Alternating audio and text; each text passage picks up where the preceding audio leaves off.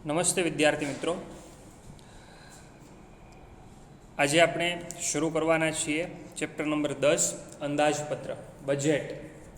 આગળ આપણે chapter number 8 છે એ પૂરું કરેલું છે. ત્યારબાદ 9મું ચેપ્ટર છે આપણે અત્યારે નથી લીધું, કારણ કે 9મા ચેપ્ટરમાં એવી ઘણી બાબતો છે કે જે બાબતો આપણે ઓફલાઈન ચલાવીએ તો વિદ્યાર્થીઓને એટલે કે તમને વધારે ખ્યાલ આવે. અલિપ્ત અર્થતંત્રના ખ્યાલ છે, રાષ્ટ્રીય આવકના પ્રકારો છે, તો એ બધી વસ્તુઓ ઓફલાઈન ભણાવીએ તો તમને વધારે ખ્યાલ આવે એવી છે. માટે 9મું ચેપ્ટર અત્યારે આપણે નથી શરૂ કરતા અને 10મું ચેપ્ટર છે આપણે શરૂ કરીએ છીએ. તો 10મા ચેપ્ટરનું નામ છે અંદાજપત્ર એટલે કે બજેટ.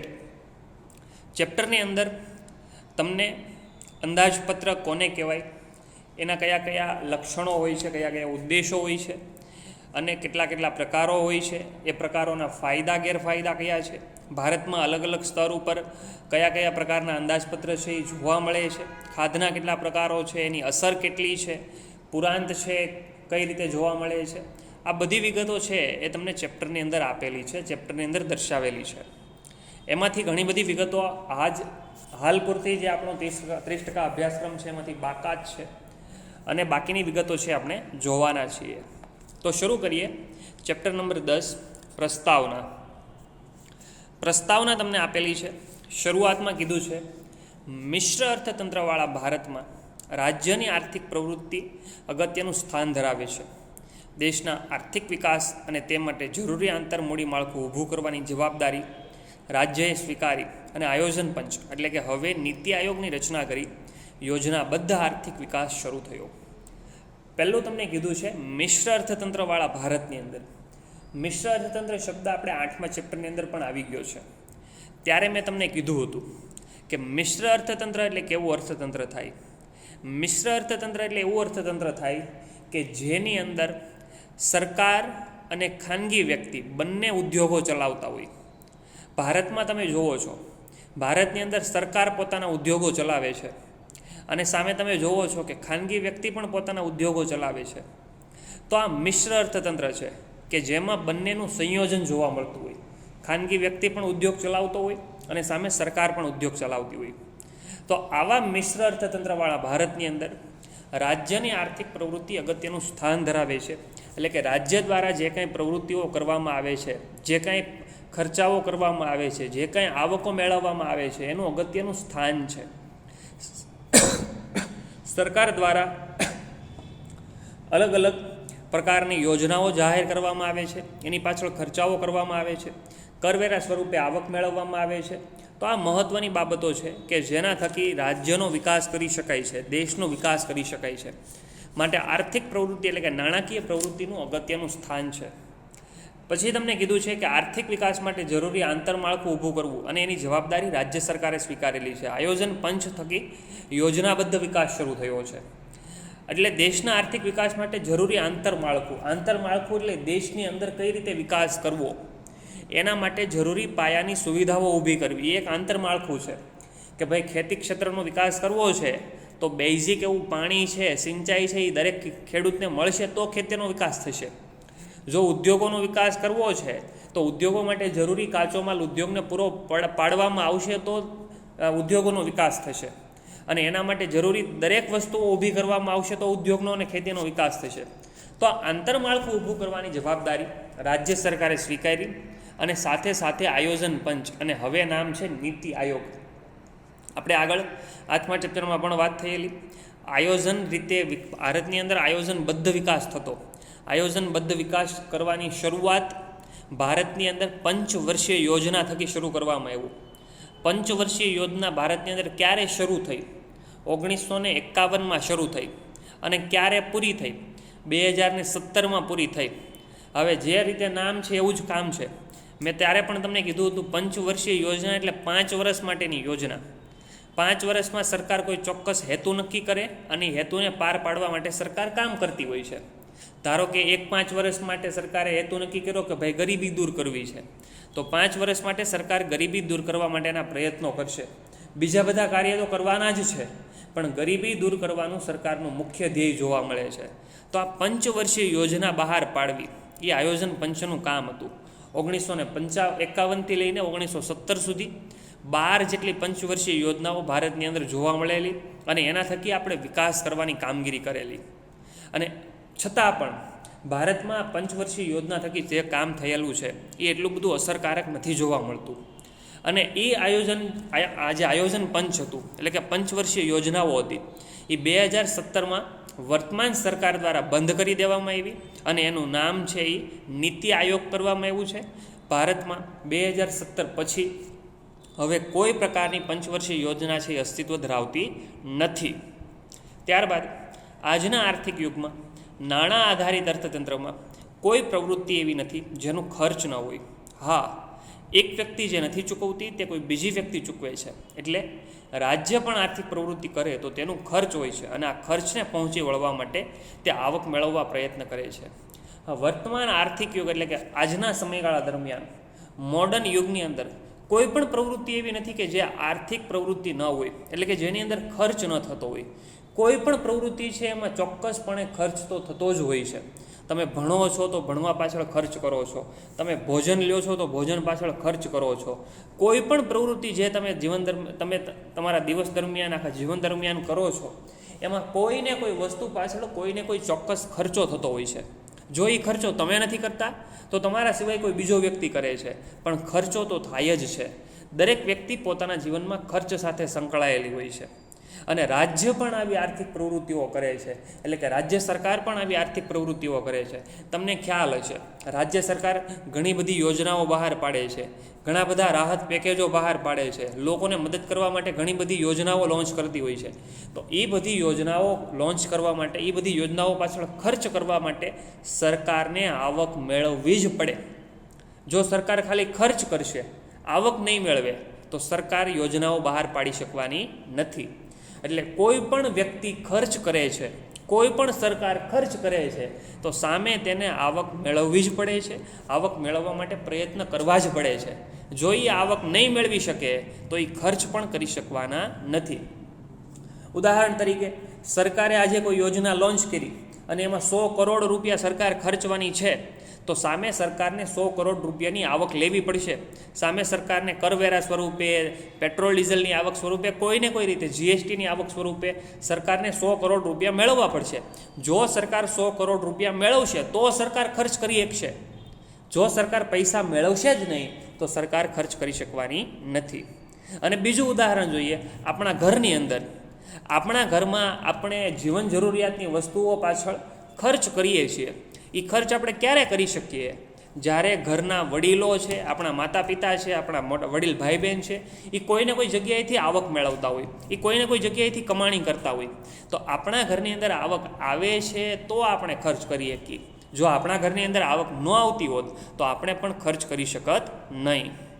આગળ, લોકશાહી દેશમાં સરકાર કોઈ પણ કામ પ્રજાના ચૂંટેલા પ્રતિનિધિઓની મંજૂરી વગર કરી શકતી નથી.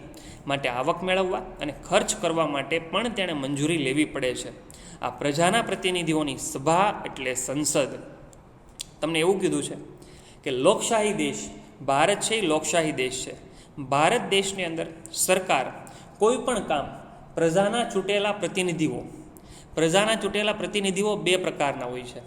એક તો રાજ્ય લેવલે ચૂંટણી થાય તો એ વિધાનસભાના સભ્યો હોય, અને જો કેન્દ્ર લેવલે ચૂંટણી થાય, એટલે કે દેશમાં ચૂંટણી થાય, તો એ લોકસભાના સભ્ય હોય. લોકસભાના સભ્ય એ પ્રજાના ચૂંટેલા પ્રતિનિધિ છે કે જે દેશની ચૂંટણી હોય છે. અને વિધાનસભાના સભ્ય એ પણ પ્રજાના ચૂંટેલા પ્રતિનિધિઓ છે કે જે ધારાસભ્યની ચૂંટણી હોય છે. ધારાસભ્યની ચૂંટણી જે તે વ્યક્તિ લડતો હોય એને આપણે ધારાસભ્ય તરીકે ઓળખીએ, જે જીતે તે. અને દેશની અંદર લોકસભાની ચૂંટણી જે વ્યક્તિ લડતો હોય અને એ જીતે તો આપણે એને સાંસદ સભ્ય તરીકે ઓળખીએ છીએ. મેમ્બર ઓફ પાર્લામેન્ટ એટલે કે સાંસદ સભ્ય તરીકે ઓળખીએ છીએ. એટલે સરકારને કોઈ પણ પ્રકારનો ખર્ચો કરવો છે તો એ દરેક ખર્ચ માટે સરકારે આવા પ્રતિનિધિઓની પરમિશન લેવી પડે. એટલે પરમિશન કઈ રીતે લેવાની હોય? તો કે ભાઈ એક વ્યક્તિને પૂછવા જવાનું એવું ન હોય કે ભાઈ અમારા 100 કરોડ ખર્ચવા છે તો તમે હા પાડો, એમ એક વ્યક્તિના ઘરે જઈને પૂછે એવું નથી હોતું. સંસદની અંદર બજેટ રજૂ કરવામાં આવે. તમને ખ્યાલ હશે, આપણા ભારત દેશનું બજેટ 1 ફેબ્રુઆરીએ રજૂ થયેલું. 1 ફેબ્રુઆરીએ ભારતના નાણામંત્રી નિર્મલા સીતારામને દેશના સંસદમાં બજેટ રજૂ કરેલું. તો આ જે બજેટ રજૂ થાય છે, આ જે અંદાજપત્ર રજૂ થાય છે, એ સંસદની અંદર અંદાજપત્ર રજૂ કરવામાં આવે છે, એ આ બધા પ્રતિનિધિઓની સામે અંદાજપત્ર રજૂ કરવામાં આવે છે. દરેક પ્રતિનિધિ ત્યાં હાજર હોય છે અને જો એને કંઈ ખોટું લાગે, જો એને કોઈ જોગવાઈ, કોઈ યોજના ખોટી લાગે તો તરત એની સામે વાંધો લઈ શકે છે અને સરકારને એ પર વિચારણા કરવી પડે છે. તો જે કોઈ પણ સરકાર ખર્ચ કરે છે, જે કંઈ પણ સરકાર અંદાજપત્ર તૈયાર કરે છે, એમાં સરકારને આવા પ્રતિનિધિઓની પરમિશન લેવી પડે છે. એક ગુણની અંદર પ્રશ્ન પૂછવામાં આવે સંસદ એટલે શું, તો તમને આમાં જવાબ આપેલો છે પ્રજાના પ્રતિનિધિઓની સભા એટલે સંસદ. એક ગુણની અંદર પ્રશ્ન પૂછી શકાય સંસદ એટલે શું, પ્રજાના પ્રતિનિધિઓની સભા એટલે સંસદ. પ્રજાના પ્રતિનિધિ એટલે કે લોકોએ ચૂંટેલા વ્યક્તિઓની સભા. સંસદ કોઈ પણ વ્યક્તિ ત્યારે જ બની શકે જ્યારે એ લોકોએ ચૂંટેલો હોય, એટલે કે લોકોએ એને મત આપ્યો હોય ને ચૂંટણીમાં જીતેલો વ્યક્તિ હોય. જો જીતશે તો જ લોકસભામાં જશે, ને લોકસભામાં જશે તો જ એને સાંસદ તરીકે ઓળખવામાં આવશે. જો ચૂંટણીમાં ઊભો હશે ને હારી જાય તો એને સાંસદ તરીકે ઓળખવામાં આવશે નહીં. એટલે પ્રજાના પ્રતિનિધિઓની સભા એટલે સંસદ. સરકારે પણ આ સંસદ પાસે ખર્ચ અને આવક માટે મંજૂરી મેળવવા જવું પડે છે. જો મેં તમને કીધું એમ કે સરકારે આ સંસદ પાસે આવક અને ખર્ચ માટેની મંજૂરી મેળવવા જવું પડે, એટલે કે સરકાર ક્યાંથી પૈસા કમાશે અને સરકાર કઈ જગ્યાએ પૈસો ખર્ચશે એના માટે સરકારે આ સંસદ પાસે જવું પડે છે. એટલે કે સંસદની અંદર આખું બજેટ રજૂ કરવું પડે છે અને બજેટના આધાર ઉપર સરકાર કોઈ પણ આવક અને ખર્ચ કરી શકે છે.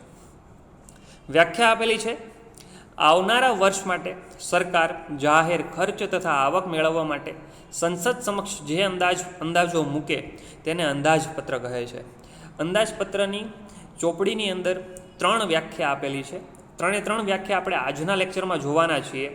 એમાંની આ પહેલી વ્યાખ્યા છે અને એ 3 વ્યાખ્યામાંથી કોઈ પણ વ્યાખ્યા તમે પરીક્ષાની અંદર પૂછો, તમારે પૂછવામાં આવે ને તમે લખો તો એ 3માંથી કોઈ પણ વ્યાખ્યા રાઈટ છે. 3માંથી કોઈ પણ વ્યાખ્યા તમે પરીક્ષાની અંદર લખી શકો છો. અને અંદાજપત્રની વ્યાખ્યા 1 ગુણના પ્રશ્ન તરીકે પૂછી શકાય કે અંદાજપત્રની વ્યાખ્યા આપો, તો તમારે આ 3માંથી કોઈ પણ એક વ્યાખ્યા લખવાની થાય. એમાંની પહેલી વ્યાખ્યા આવનારા વર્ષ માટે. આવનારું વર્ષ એટલે ભવિષ્યનું વર્ષ. અત્યારે 2021 ચાલે છે તો 2022નું વર્ષ અથવા તો 2021-22નું વર્ષ નાણાકીય વર્ષ તરીકે આપણે જેને ઓળખીએ. તમે એકાઉન્ટની અંદર ભણતા હશો, નાણાકીય વર્ષ 2021-2022 એટલે કે 1 એપ્રિલથી વર્ષ શરૂ થાય અને 31 માર્ચે વર્ષ પૂરું થાય. તો આ આવનારા વર્ષ માટે 2021-22ના વર્ષ માટે સરકાર જાહેર ખર્ચ અને આવક મેળવવા. જાહેર ખર્ચ એટલે લોકો માટેનો ખર્ચ. સરકાર દ્વારા રસ્તા બનાવવામાં આવે, સરકાર દ્વારા તળાવો બનાવવામાં આવે, સરકાર દ્વારા ઉદ્યાનો બનાવવામાં આવે, એટલે કે બગીચા બનાવવામાં આવે. તો આ બધા જાહેર ખર્ચાઓ છે. આ જાહેર ખર્ચા કરવા અને આવક મેળવવા એટલે કે સરકાર આવક મેળવે, કર દ્વારા સરકાર આવક મેળવે, જીએસટી દ્વારા સરકાર આવક મેળવે, પેટ્રોલ ડીઝલ દ્વારા સરકાર આવક મેળવે.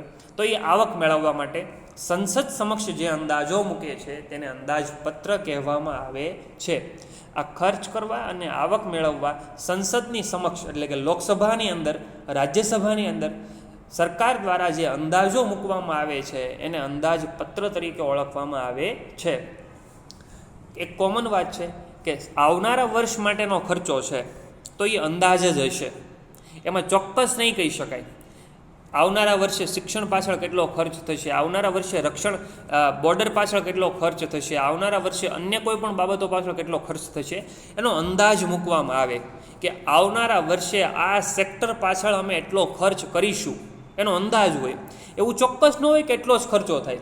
ઘણીવાર એવું બને કે એ ખર્ચ કરતાં ખર્ચો વધી પણ જાય અને ઘણીવાર એવું બને કે એના કરતાં ખર્ચો ઘટી પણ જાય, કારણ કે ભવિષ્ય વિશે અંદાજ કરવાનો છે. અને તમે જાણો છો ભવિષ્ય નક્કી નથી હોતું, ભવિષ્ય નિશ્ચિત નથી હોતું.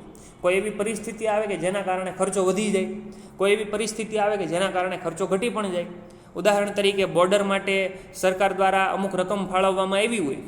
હવે નોર્મલ પરિસ્થિતિને ધ્યાનમાં રાખીને રકમ ફાળવેલી હોય, પણ આ આવનારા વર્ષમાં કોઈ દેશ સાથે યુદ્ધ ફાટી નીકળ્યું તો યુદ્ધની પરિસ્થિતિમાં સ્વાભાવિક છે જેટલો ખર્ચો નક્કી કર્યો છે એના કરતાં વધારે જ ખર્ચો થવાનો છે. તો આ અંદાજ મૂકવામાં આવે છે, કોઈ ચોક્કસ આંકડાઓ હોતા નથી. અંદાજ મૂકવામાં આવે કે ભાઈ અમે એટલા પૈસા ખર્ચશું, એટલે ખર્ચો એનાથી વધી પણ શકે છે અને ઘટી પણ શકે છે. ટૂંકમાં 1 માર્ક્સની વ્યાખ્યા. અંદાજપત્ર એટલે શું? તો પહેલી વ્યાખ્યા છે, આવનારા વર્ષ માટે સરકાર જાહેર ખર્ચ અને આવક મેળવવા માટે સંસદ સમક્ષ જે અંદાજો રજૂ કરે છે એને અંદાજપત્ર કહેવામાં આવે છે. ફરીથી 1 ગુણની વ્યાખ્યા પૂછાઈ કે અંદાજપત્ર એટલે શું? તો કે આવનારા વર્ષ માટે સરકાર જાહેર ખર્ચ અને આવક મેળવવા માટે સંસદ સમક્ષ જે અંદાજો મૂકે છે તેને અંદાજપત્ર કહેવામાં આવે છે. ભારતમાં સત્તાની ત્રિસ્તરીય વહેંચણી થયેલી છે. પહેલું કેન્દ્ર સરકાર, બીજું રાજ્ય સરકાર અને સ્થાનિક સ્વરાજની સંસ્થાઓ. દાખલા તરીકે મ્યુનિસિપાલિટી. ભારતમાં સત્તાની 3 સ્તરમાં વહેંચણી થયેલી. ત્રિસ્તરીય એટલે 3 સ્તર. અલગ અલગ 3 સ્તર ઉપર અલગ અલગ સત્તાઓ કામ કરે છે. અલગ અલગ સ્તર ઉપર અલગ અલગ વ્યક્તિઓ છે એની પાસે સત્તા છે. પહેલું છે કેન્દ્ર સરકાર. કેન્દ્ર સરકાર એટલે આખા દેશની સરકાર. વર્તમાનમાં જે નરેન્દ્ર મોદીની સરકાર છે એ આખા દેશની સરકાર છે. ભાજપ સરકાર છે આખા દેશની સરકાર છે. આખા દેશમાં એને ચૂંટણી લડેલી છે. લોકસભાની ચૂંટણીમાં એણે જીત મેળવેલી છે. 403 સીટ, 545 સીટમાંથી 403 સીટ આ એક પક્ષે જીતેલી છે અને આખા દેશની અંદર એણે પોતાની સરકાર બનાવેલી છે. તો એ કેન્દ્ર સરકાર છે. બીજું રાજ્ય સરકાર. રાજ્ય સરકાર એટલે ગુજરાત રાજ્યની સરકાર. વિજય રૂપાણી આપણા મુખ્યમંત્રી છે, તો વિજય રૂપાણીની જે સરકાર છે એ સરકારને રાજ્ય સરકાર કહેવાય. તો રાજ્ય લેવલે બધો વહીવટ કોણ કરે? રાજ્ય લેવલે બધી સત્તા કોની પાસે હોય? તો કે મુખ્યમંત્રી પાસે હોય અને મુખ્યમંત્રી વિજય રૂપાણી છે. કેન્દ્ર લેવલે બધી સત્તા કોની પાસે હોય? કેન્દ્ર લેવલે બધી જ સત્તા છે એ વડાપ્રધાન પાસે હોય અને વડાપ્રધાન નરેન્દ્રભાઈ મોદી છે. અને એવી જ રીતે ત્રીજું છે સ્થાનિક સ્વરાજની સંસ્થા. તમને ઉદાહરણ આપેલું છે સ્થાનિક સ્વરાજની સંસ્થા એટલે મ્યુનિસિપાલિટી. સ્થાનિક સ્વરાજની સંસ્થામાં ગ્રામ્ય લેવલ ઉપર 3 સંસ્થા હોય અને શહેરી લેવલ ઉપર પણ 3 સંસ્થા હોય. ગ્રામ્ય લેવલ ઉપર ગ્રામ પંચાયત, તાલુકા પંચાયત અને જિલ્લા પંચાયત હોય અને શહેરી લેવલ ઉપર નગરપાલિકા, મહાનગરપાલિકા અને મહાનગર નિગમ એટલે કે મેગા સિટી હોય. એમાંથી અહીંયા તમને મ્યુનિસિપાલિટી કીધું છે એટલે કે મહાનગરપાલિકા કીધું છે. તો મહાનગરપાલિકા શહેરી લેવલ ઉપર એક સ્થાનિક સ્વરાજની સંસ્થા છે. તો મહાનગરપાલિકામાં કોની પાસે વહીવટ હોય છે? તો કે મહાનગરપાલિકામાં બધો વહીવટ મેયર પાસે હોય છે. તમને ખ્યાલ હશે સુરતના મેયર હેમાલી બોઘાવાલા છે. સ્ત્રી તરીકે સુરતના મેયર હેમાલી બોઘાવાલા છે, જેની હમણાં જ નિયુક્તિ થયેલી છે. તો હેમાલી બોઘાવાલા છે એ સુરતના મેયર છે. જેમ રાજ્યની અંદર બધી સત્તા મુખ્યમંત્રી પાસે હોય, દેશની અંદર બધી સત્તા વડાપ્રધાન પાસે હોય, એમ સુરત શહેરની બધી સત્તા એટલે કે મ્યુનિસિપાલિટીની બધી સત્તા છે એ મેયર પાસે હોય છે અને દરેક કામ છે એ મેયરના હસ્તક છે એ થતું હોય છે. તો આ કેન્દ્ર સરકાર, રાજ્ય સરકાર અને સ્થાનિક સ્વરાજની સંસ્થા, આ 3 રીતે છે એ અલગ અલગ બધી સત્તાની વહેંચણી થયેલી હોય છે અને આ ત્રણેયમાં ચૂંટણી થાય છે. તમને ખ્યાલ હશે કેન્દ્ર લેવલે લોકસભાની ચૂંટણી હોય, રાજ્ય લેવલે વિધાનસભાની ચૂંટણી હોય અને સ્થાનિક સ્વરાજની ચૂંટણી એમાં મહાનગરપાલિકાઓની ચૂંટણી હોય. હજી હમણાં જ ચૂંટણી ગઈ છે, સુરત લેવલની ચૂંટણી હજી હમણાં જ ગઈ, તમને ખ્યાલ હશે. તો આ ત્રણેય લેવલ ઉપર અલગ અલગ સત્તાઓ છે એ કામ કરતી હોય છે. આ ત્રણેય સત્તાઓ વિવિધ પ્રવૃત્તિ પાછળ ખર્ચ કરે છે અને આ ખર્ચને પહોંચી વળવા માટે આવક મેળવે છે. માટે આ ત્રણેય સત્તાઓમાં બજેટની માહિતી મેળવવી જરૂરી છે. આ ત્રણેય સ્તર છે એ અલગ અલગ પ્રકારના ખર્ચા કરે છે.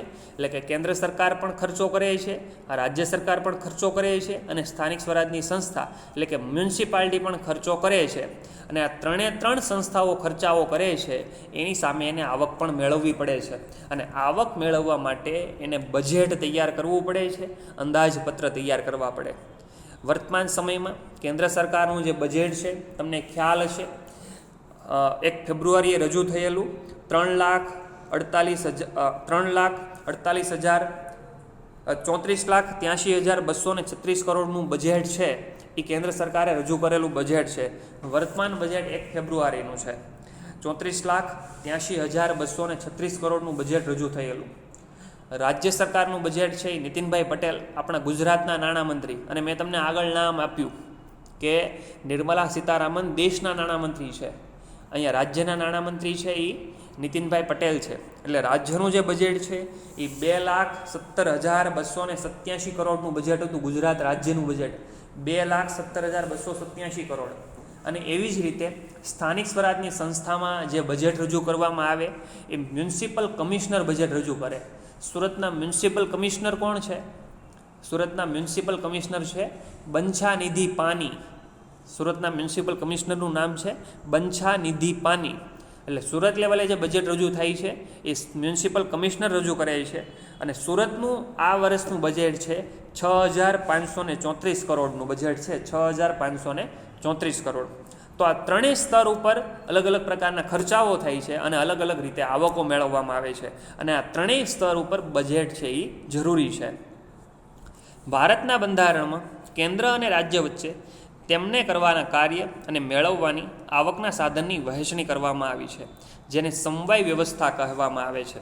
ભારતની અંદર બંધારણમાં કેન્દ્ર સરકાર અને રાજ્ય સરકારને કયા કયા કામ કરવાના છે અને ક્યાં ક્યાંથી આવક મેળવવાની છે એની સ્પષ્ટ વહેંચણી છે, કે ભાઈ તમારે આ ચોક્કસ કામ કરવાનું છે અને તમારે અહીંયાથી ચોક્કસ જગ્યાએથી આવક મેળવવાની છે, એની વહેંચણી થયેલી છે. માટે કેન્દ્ર સરકાર અને રાજ્ય સરકાર છે એ કોઈ પણ બાબતે અડચણ ન અનુભવે. કેન્દ્ર સરકાર માટે ચોક્કસ આવક છે ને એના ચોક્કસ ખર્ચાઓ છે, રાજ્ય સરકારની ચોક્કસ આવક છે એના ચોક્કસ ખર્ચાઓ છે. તો આવી આખી સિસ્ટમ છે એ દેશની અંદર ઊભી કરવામાં આવી છે, એને સમવાય વ્યવસ્થા તરીકે ઓળખવામાં આવે છે.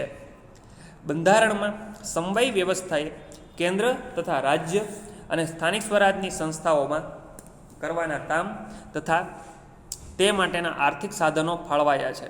તેમાં કેન્દ્ર સરકારે કરવાના કાર્ય, રાજ્ય સરકારે કરવાના કાર્ય અને સ્થાનિક સરકારે કરવાના કાર્ય જણાવ્યા છે.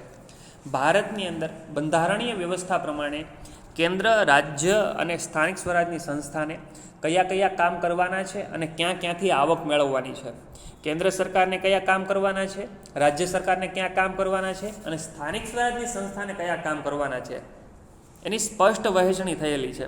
તો આપણે જોઈએ કે અલગ અલગ સરકારને કયા કયા કામ કરવાના છે. એમાં પહેલું છે, દેશ માટે અત્યંત મહત્ત્વ ધરાવતા અને વ્યાપક અસરવાળા કાર્યો કેન્દ્ર સરકારને સોંપવામાં આવ્યા છે. દાખલા તરીકે સંરક્ષણ, રેલવે અને વસ્તી ગણતરી. તમે જુઓ, ઉદાહરણ છે સંરક્ષણ. સંરક્ષણ છે એ દેશ માટે અત્યંત મહત્ત્વનું કામ છે અને વ્યાપક અસર એટલે કે ખૂબ મોટી અસર કરે છે. બોર્ડરનું રક્ષણ કરવું એ એક સંરક્ષણનું કામ છે, પોલીસ રાખવી એક સંરક્ષણનું કામ છે, અને એની ખૂબ મોટી અસર છે એ જોવા મળતી હોય. તો આ કેન્દ્ર સરકાર હસ્તક છે. બીજું રેલવે. દેશની અંદર રેલવે છે એ કેન્દ્ર સરકાર પાસે છે. તમે જાણો છો, દરરોજના લાખો લોકો એમાં મુસાફરી કરે છે, એક જગ્યાએથી બીજી જગ્યાએ જાય છે, તો એ પણ કેન્દ્ર સરકાર પાસે છે. અને વસ્તી ગણતરી 2021 છે એટલે વસ્તી ગણતરી ધીરે ધીરે શરૂ થવાની છે. તો આ વસ્તી ગણતરી છે એ પણ કેન્દ્ર સરકાર હસ્તક છે. સેન્સસ તરીકે જેને ઓળખવામાં આવે છે, આ વસ્તી ગણતરીનું કાર્ય પણ કેન્દ્ર સરકાર કરે છે, એટલે કે દિલ્હીમાંથી કરવામાં આવતું કાર્ય છે. અને આ ત્રણેય કાર્ય એવા છે કે જે ખૂબ વધારે મહત્ત્વ ધરાવે છે, ઘણી વધારે અસર ધરાવે છે, એનું ખૂબ વધારે મહત્ત્વ હોય. તો આ ત્રણેય કાર્ય છે એ કેન્દ્ર સરકાર પાસે છે. તમને એવો પ્રશ્ન પૂછવામાં આવે કે રેલવેનું કાર્ય છે એ કઈ સરકાર હસ્તક છે, તો કેન્દ્ર સરકાર હસ્તક છે. સંરક્ષણનું કાર્ય છે, વસ્તી ગણતરીનું કાર્ય છે, એ કઈ સરકાર હસ્તક છે, તો કે કેન્દ્ર સરકાર હસ્તક છે. ત્યારબાદ બીજું, રાજ્ય સરકાર અને પ્રજાને સીધી અસર કરનારા કામ સોંપવામાં આવ્યા છે. દાખલા તરીકે શિક્ષણ, કાયદો, વ્યવસ્થા વગેરે. રાજ્ય સરકારને કેવા કામ સોંપેલા છે, તો કે પ્રજાને સીધી અસર કરતા કામો, જેનાથી લોકોને કોઈ સીધી અસર થતી હોય. એમાં પહેલું શિક્ષણ છે. શિક્ષણનું પ્રમાણ જેટલું વધારે હશે એની સીધી લોકો ઉપર અસર થશે. શિક્ષણનું પ્રમાણ જેટલું વધારે હશે એટલા લોકો વધારે જાગૃત હશે, અને શિક્ષણનું પ્રમાણ જેટલું ઓછું હશે એટલા લોકો વધારે અજાગૃત હશે. જો શિક્ષણનું પ્રમાણ વધશે તો એની સીધી લોકો ઉપર અસર થશે, અને શિક્ષણનું પ્રમાણ ઘટશે તો એની પણ લોકો ઉપર સીધી અસર થશે. તો એ કામ રાજ્ય સરકારનું છે. અને તમે જાણો છો, સરકાર પોતે સ્કૂલો ચલાવે છે. બીજું છે કાયદો અને વ્યવસ્થાની પરિસ્થિતિ. કાયદો અને વ્યવસ્થાની પરિસ્થિતિ જાળવવી, રાજ્યની અંદર લોકો દ્વારા કાયદાનો ભંગ ન કરવામાં આવે, રાજ્યની અંદર લોકોના કાયદાઓ છે લોકો સરખા પાળે, લોકો કાયદાનો ભંગ ન કરે, એના માટેની દરેક પરિસ્થિતિ, એના માટેની દરેક કંટ્રોલની પરિસ્થિતિ છે એ રાજ્ય સરકાર હસ્તક છે અને પ્રજાને સીધી અસર કરે છે. રાજ્ય લેવલ ઉપર રાજ્ય સરકારને કાયદો અને વ્યવસ્થા જાળવવાના હોય છે. લોકો કઈ રીતે કાયદાનું પાલન કરે, લોકો કઈ રીતે કાયદાને અનુસરે, એ બધું જ કામ રાજ્ય સરકારનું હોય છે.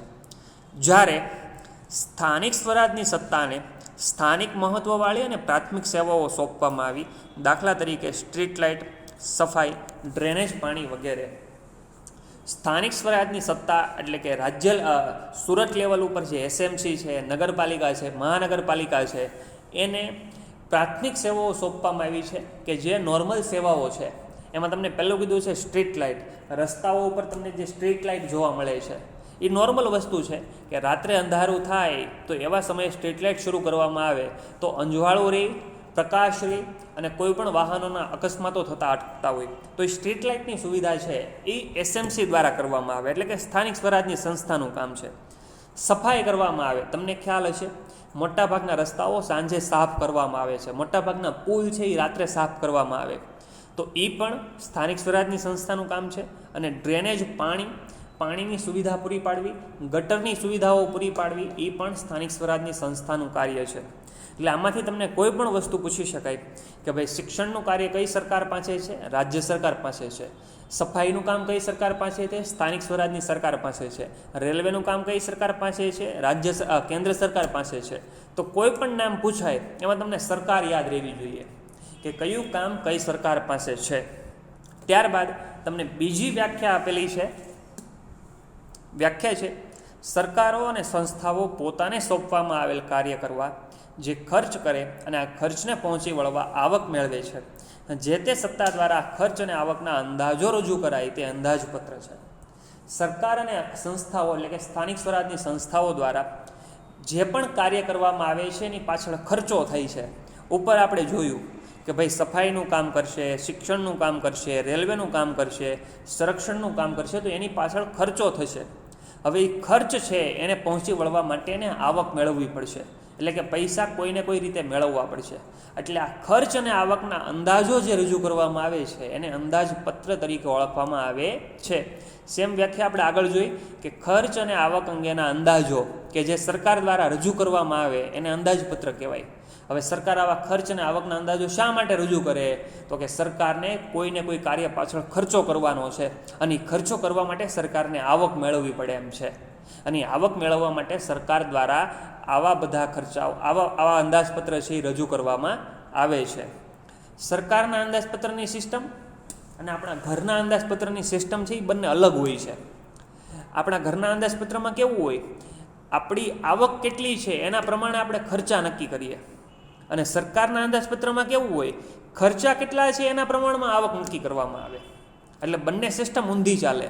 આપણે 35,000 કમાઈએ તો એ પ્રમાણે ખર્ચ કરવાનું નક્કી કરીએ, અને સરકારને 35,000નો ખર્ચો હોય તો એ પ્રમાણે આવક મેળવવાનું નક્કી કરે. એટલે જે વ્યાખ્યા છે એમાં તમને પહેલાં ખર્ચ શબ્દ આપ્યો છે, અને ખર્ચ શબ્દ એટલે જ આપેલો છે કે સરકારને પહેલાં ખર્ચ નક્કી કરવાનો છે અને ખર્ચના આધારે આવક નક્કી કરવાની છે. એવું નથી કે પહેલાં આવક નક્કી કરીને પછી ખર્ચ નક્કી કરવો. 35,000નો ખર્ચો છે તો એ 35,000 આવક કઈ રીતે મેળવવી એ રીતે નક્કી કરવાનું છે. એટલે આ ખર્ચ અને આવકના જે અંદાજો છે એને અંદાજપત્ર તરીકે ઓળખવામાં આવે છે. ત્યારબાદ અંદાજપત્રનો અર્થ, ત્રીજી વ્યાખ્યા છે આ સરકાર દ્વારા આવનારા નાણાકીય વર્ષ માટે રજૂ કરવામાં આવનાર ખર્ચ અને આવકના અંદાજોના હિસાબપત્રને અંદાજપત્ર કહે છે. સેમ વ્યાખ્યા જે આપણે ઉપર જોઈ. સરકાર દ્વારા આવનારું નાણાકીય વર્ષ એટલે 1 એપ્રિલથી લઈને 31 માર્ચ, 1 એપ્રિલ 2020થી લઈને 31 માર્ચ 2021 એને નાણાકીય વર્ષ કહેવાય. અત્યારે 2021 ચાલે છે તો 1 એપ્રિલ 2021થી લઈને 31 માર્ચ 2022 એ નાણાકીય વર્ષ કહેવાય. એકાઉન્ટની અંદર તમે આ નાણાકીય વર્ષ ભણતા હશો. આ નાણાકીય વર્ષ માટે જે ખર્ચ અને આવકના અંદાજો રજૂ કરવામાં આવે, એટલે કે કેટલો ખર્ચ કરવો અને સામે કેટલી આવક મેળવવી એના અંદાજો રજૂ કરવામાં આવે એને અંદાજપત્ર તરીકે ઓળખવામાં આવે છે. આ અંદાજપત્ર ઉપરથી તમને કેટલીક ફલિત થતી બાબતો આપેલી છે. 2 ગુણની અંદર આ પ્રશ્ન પૂછી શકાય કે અંદાજપત્રના અર્થમાંથી ફલિત થતી બાબતો સમજાવો. તો આ 5 બાબતો છે તમારે લખવાની થાય.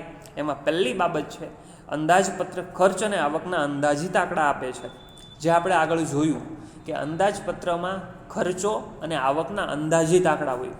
મેં તમને આગળ પણ કીધું કોઈ ચોક્કસ આંકડા નથી હોતા, કોઈ ચોક્કસ અનુમાનો નથી હોતા, અંદાજો હોય છે કે ભાઈ અમે શિક્ષણ પાછળ એટલો ખર્ચ કરીશું, સંરક્ષણ પાછળ એટલો ખર્ચ કરીશું, રેલવે પાછળ એટલો ખર્ચ કરીશું, સફાઈ પાછળ એટલો ખર્ચ કરીશું, એના અંદાજો હોય.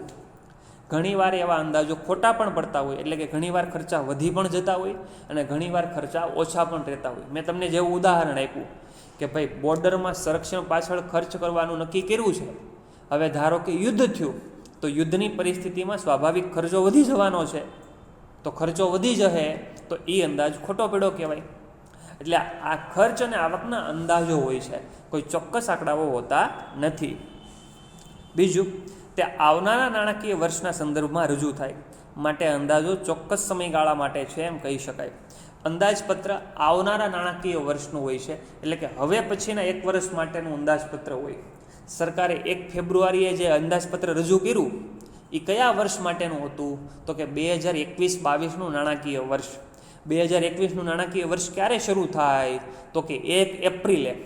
આજે 26 તારીખ છે, 31 તારીખ આવશે, 27, 28, 29, 30 ને 31, 5 દિવસ પછી 1 એપ્રિલ શરૂ થશે. તો 1 એપ્રિલે ભારતની અંદર 1 એપ્રિલે 2021, 1 એપ્રિલ 2021 નાણાકીય વર્ષ શરૂ થશે.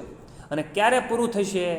31 માર્ચ 2022ના રોજ.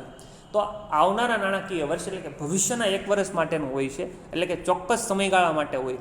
અંદાજપત્ર હંમેશા એક વર્ષ માટેનું જ હોય, એવું ન હોય કે 5 વર્ષ, 10 વર્ષ, 15 વર્ષનું બનાવી દે. અંદાજપત્ર હંમેશા આવનારા નાણાકીય વર્ષ એટલે કે એક વર્ષ માટેનું બનાવવામાં આવે છે. ત્રીજું છે, દરેક સરકારના અંદાજપત્રનો મુખ્ય હેતુ દેશના આર્થિક વિકાસ અને પ્રજાના કલ્યાણનો છે. દરેક સરકાર જે અંદાજપત્ર બનાવે છે એની પાછળનો એનો હેતુ દેશના આર્થિક વિકાસ અને પ્રજાના કલ્યાણ માટે હોય. કોઈ સરકારનો હેતુ એવો ન હોય કે આ અંદાજપત્રથી પ્રજા દુઃખી થવી જોઈએ અને આ અંદાજપત્રથી દેશનો આર્થિક વિકાસ ન થવો જોઈએ. કોઈ પણ અંદાજપત્ર એવી રીતે જ રજૂ કરવામાં આવે કે એનાથી દેશના વિકાસને પ્રોત્સાહન મળતું હોય, દેશની પ્રજાનું કલ્યાણ થતું હોય. એટલે સરકારનો આ હેતુ હોય છે આર્થિક વિકાસ અને પ્રજાનું કલ્યાણ. ચોથી વિગત છે, દરેક સરકારે પોતાના અંદાજપત્રને અમલમાં મૂકતા પહેલાં લોકસભા, વિધાનસભા અને સ્થાનિક સ્વરાજની એટલે કે સ્થાનિક સભાની મંજૂરી મેળવવી પડે. દરેક સરકાર એટલે કઈ સરકાર? કેન્દ્ર લેવલની સરકાર, રાજ્ય લેવલની સરકાર અને સ્થાનિક સ્વરાજની સરકાર. આ ત્રણ સરકારને પોતાનું અંદાજપત્ર અમલમાં મૂકતા પહેલાં લોકસભા, વિધાનસભા અને સ્થાનિક સભાની મંજૂરી મેળવવી પડે. કેન્દ્ર સરકારે લોકસભાની મંજૂરી મેળવવી પડે, રાજ્ય સરકારે વિધાનસભાની મંજૂરી મેળવવી પડે અને સ્થાનિક સ્વરાજની સરકારે સ્થાનિક સભાની મંજૂરી મેળવવી પડે. એના વગર બજેટ રજૂ કરી શકાતું નથી.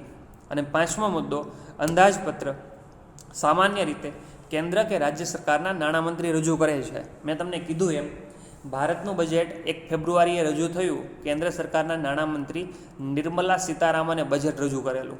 અને ગુજરાત રાજ્યનું બજેટ રજૂ થયું તો ગુજરાત રાજ્યના નાણામંત્રી નીતિનભાઈ પટેલે બજેટ રજૂ કરેલું. એટલે હંમેશા બજેટ રજૂ કરવાની કામગીરી નાણામંત્રી દ્વારા કરવામાં આવતી હોય છે. તો આ 5 વસ્તુ છે એ અંદાજપત્રના અર્થમાંથી ફલિત થતી બાબતો છે. તો 2 ગુણની અંદર આ 5 બાબતો છે એ પૂછી શકાય. ત્યારબાદ તમને અંદાજપત્રના ઉદ્દેશો આપેલા છે, એ વર્તમાન જે અભ્યાસક્રમ છે એમાંથી બાદ કરવામાં આવેલા છે અને અંદાજપત્રના પ્રકારો છે ત્યાંથી આપણે આવતા લેક્ચરની અંદર શરૂઆત કરીશું.